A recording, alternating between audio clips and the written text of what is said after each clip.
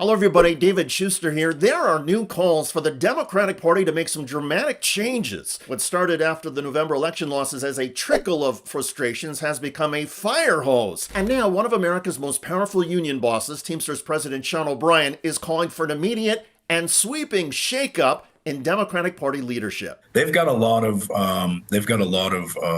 soul searching to do. And look, I said this earlier today in another interview that the Democrat Party needs to take a look in the mirror and say, maybe Chuck Schumer's time is over. Maybe Dianne Pelosi's time is over. Let's figure out who's going to be the best for the party. And look, as an organization, we're always looking at how do we leave this organization better than we found it. I think that needs to be the focus. Look, we all have pensions for a reason. That's to use them and retire and enjoy your life. Maybe they should take a page out of Joe Biden's book and step aside. Use your pensions and retire, Nancy Pelosi and Chuck Schumer. The issue, in my view, is not the age of Pelosi, who was 84, or Schumer, who was 74, and it's not their appearance. The problem, according to many rank-and-file Democrats, is that the party leadership has ideas that are old or that seem to be a continuation of the status quo. Yes, Democratic leaders have talked about raising the minimum wage, closing the wealth gap, and expanding healthcare, but nothing dramatic has been done in 16 years. There hasn't been a serious legislative proposal or campaign for something big and ambitious like Medicare for all. Bernie Sanders is the only one who ever talks about it, and he is stifled by fellow Democrats. The minimum wage of $7.25 an hour has been stuck there for 15 years. And for all of the talk about making the wealthy and rich pay their share, Democratic leaders seem more worried about going against their Wall Street campaign donors than in taxing them. So the result is a Democratic Party that only seems to stand for protecting the progress that's already been made and taking incremental steps forward, or changes at the margins. Here's an example. During the 2024 presidential campaign, Kamala Harris proposed expanding the business startup tax breaks from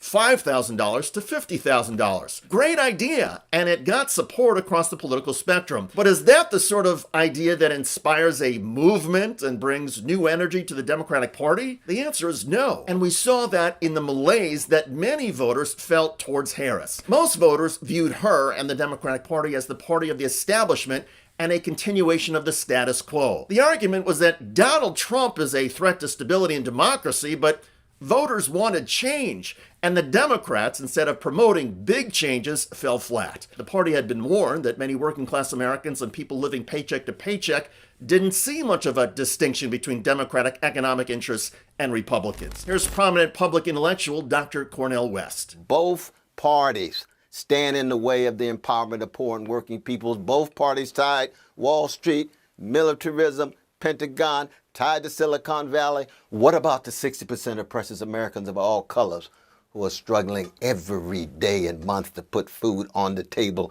and are hardly doing it, while the 1% is simply tied to their quests for the luxurious life?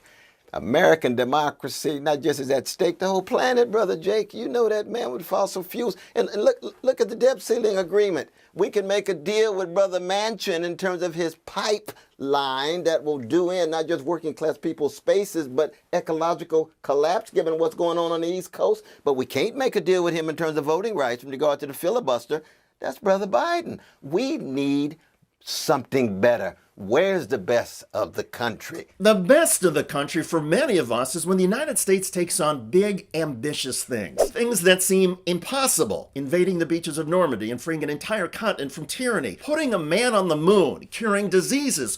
Cultivating the world's greatest economy, finding and eliminating the planet's most notorious terrorists. America's biggest achievements are second to none, but the Democratic Party currently seems to stand for doing new things that are relatively small. And so, American voters, for the most part, have been left uninspired and are willing to take a chance on the huge changes that Donald Trump has promised. The answer gets to something that we heard from both Dr. Cornel West and from Teamsters President Sean O'Brien. Democrats need to retire the status quo leadership in the party, elevate younger, more dynamic voices, and promote the progressive legislative agenda big time. At a time when Americans across the political spectrum agree that our for-profit healthcare system is despicable and that the anger of an assassin is understandable, Democrats should be leading the calls for dramatic health insurance change. Democrats should put Medicare for all on the table. Don't just give Bernie Sanders a platform. Make Medicare for all a pillar of what the Democratic Party stands for. Introduce legislation, make it a daily topic of discussion and debate, and reclaim the Democratic Party's mantle as the party that wants to make life better for all Americans, not just the wealthiest few. And by the way, polls show that more than 65% of Americans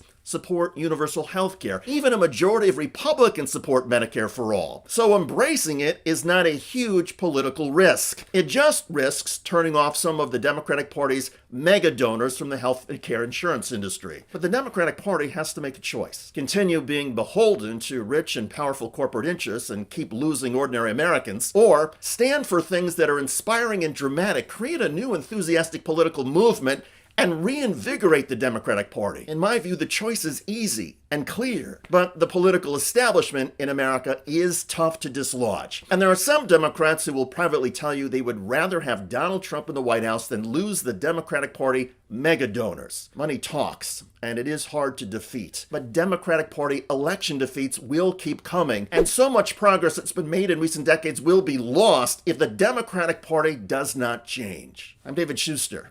Thanks for joining us.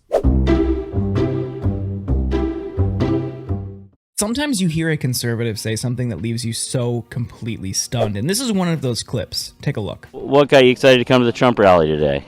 He's a good man. I love him. We need him. He saved the country. You love him? Yeah, I think he's a good man. What do you think? Why? When did you decide he was such a good man? 2016. I liked his words, and I like he did everything he said he was going to do, and he did it. What are some of those things that he said and then he did?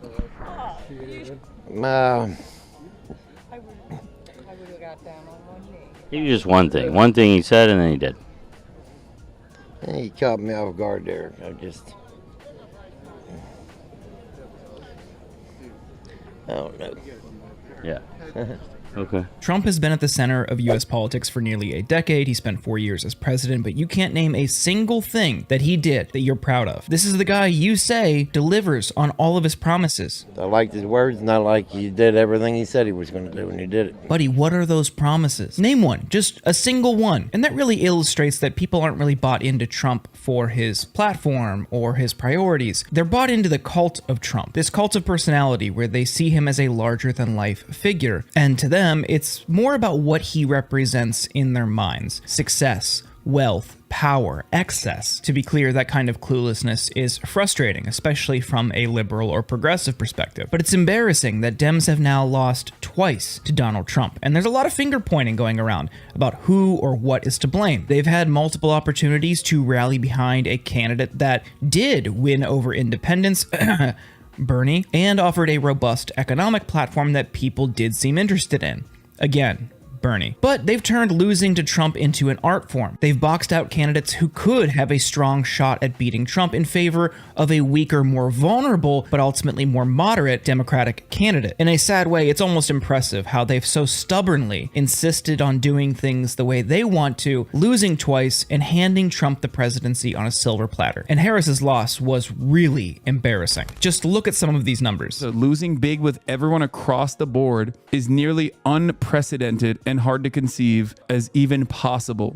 Kamala Harris lost with every constituency except for plus 65-year-olds and white college women. Red wave is an understatement. Across the board, she lagged behind Trump. And now the consultant class is rushing out to say they know what's best, and it's doing the same thing over again. It's moving more to the middle. It's throwing the marginalized under the bus, and to them, the people at fault are the far left. The consultant class needs to be completely ripped apart and rebuilt. They are far too invested in certain narratives that they believe. It is wild that they believe children's sport is a top concern for voters. I know, they see one messaging poll and they go, oh, that's it, we got to kill trans people. But they did that undocumented immigrants too.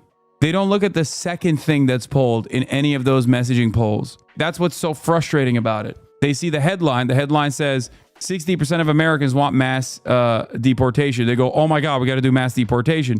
They never look at the second line right underneath it that says 64% of Americans want conditional amnesty for all migrants. They never look at that. They look at 60% of Americans think that trans women should not participate in sports alongside cis women, right? They never look at the second line in that goddamn same exact poll that says 64% of Americans believe trans people are disproportionately targeted. There's a lot of bigotry towards trans people. They never do that. When they don't look at the second line on those polls and they only respond to the first line, they end up normalizing this position amongst their own base. They start scaring their base into believing that, yeah, we got to go more right wing. We got to go more right wing. You're playing on enemy territory for no reason.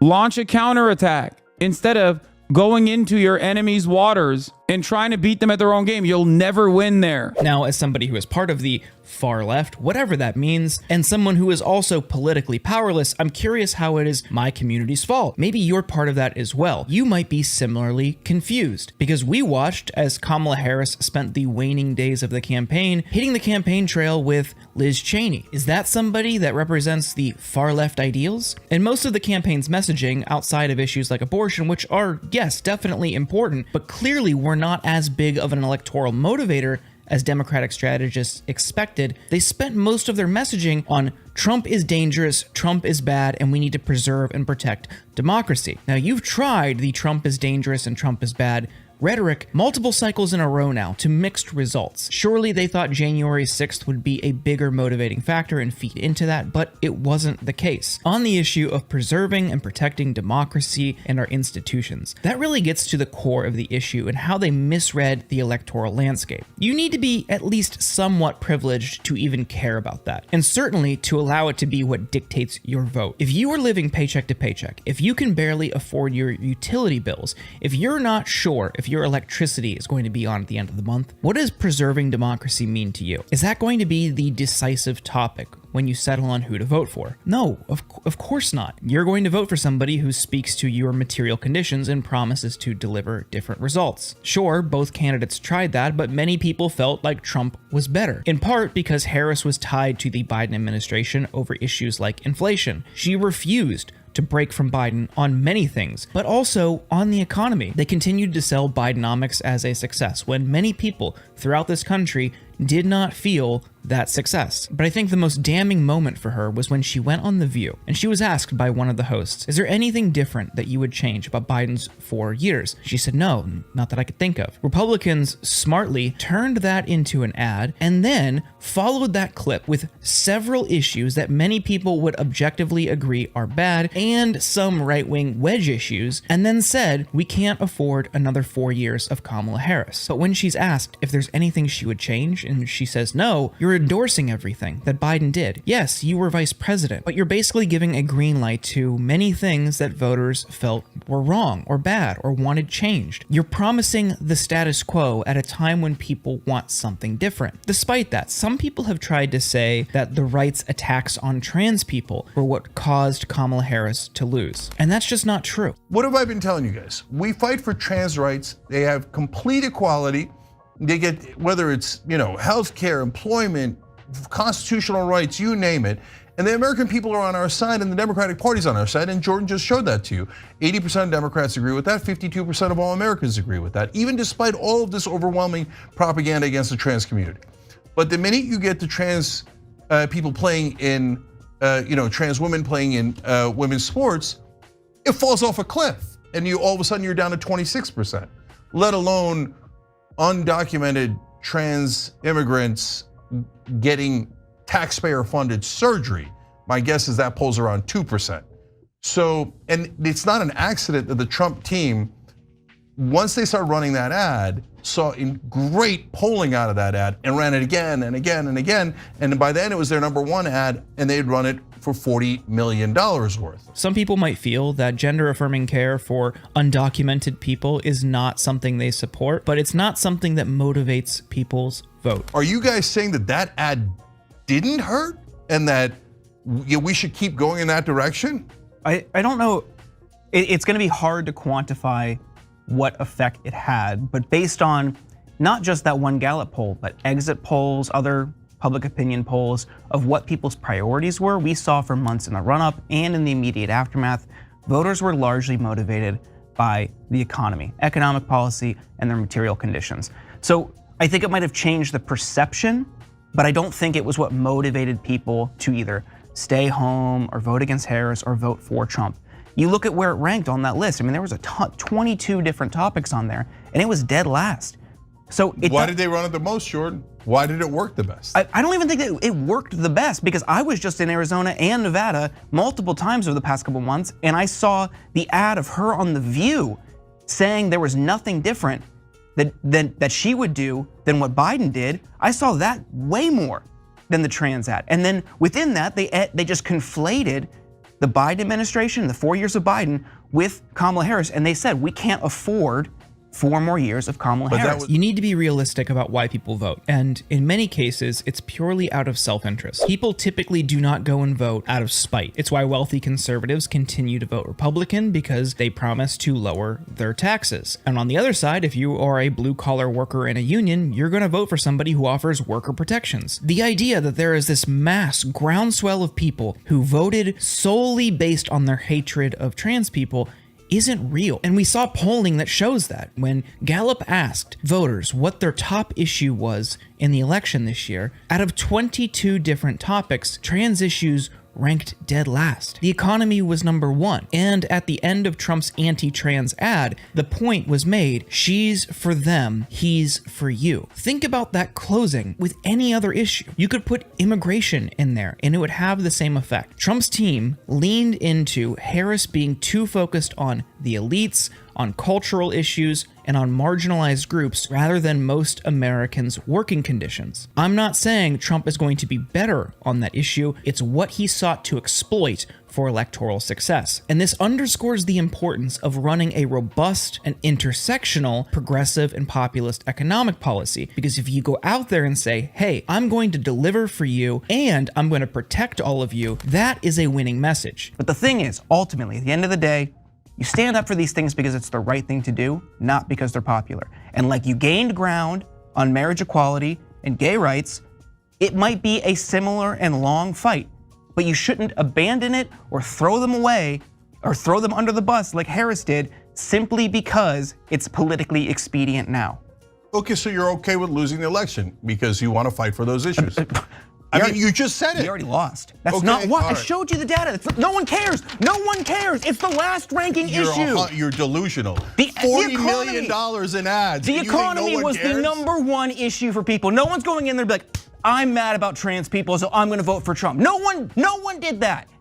You're 100% wrong. The economy, Tons of every people poll, 100% every exit poll said it was the economy. Right-wing populism loves to scapegoat people. They love to blame people's economic suffering on the most marginalized and powerless. They will never blame it on corporate power. Democrats are afraid to critique or criticize corporate power because those are the same corporations and CEOs that they are seeking campaign contributions from. By not doing that, you create an avenue for hollow right-wing populists like Trump or like a Josh Hawley to exploit. You lean into people's very real economic concerns and you scapegoat the most powerless. We cannot throw immigrants or trans people or any marginalized group under the bus out of political expedience. The pathway to taking power again relies on a strong and firm populist economic policy that appeals to all people and offers protections for the most vulnerable in society. By doing that, and by meeting people where they are, showing them that you care and have a plan for their material needs, totally undercuts the right-wing strategy of throwing immigrants, trans people, people of color,